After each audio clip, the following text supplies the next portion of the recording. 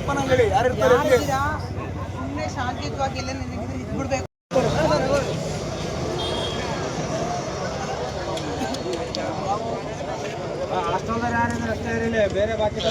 ಇಲ್ಲಿ ಹಾಸ್ಟೆಲ್ ಮಕ್ಕಳ ಭವಿಷ್ಯ ಇದೆ, ಅರ್ಥ ಮಾಡ್ಕೊಳ್ರಿ.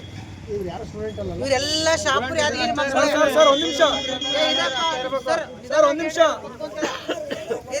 ಯಾರು ಬೆಂಬಲ ಕೊಡ್ತೀರ?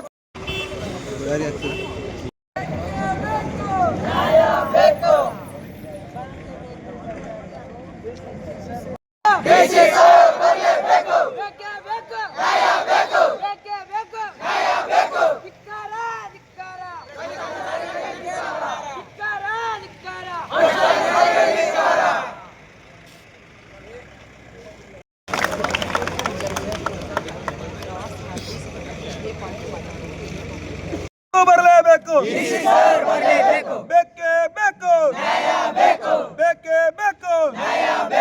ಯಾರಪ್ಪಂದೇನೈತಿ?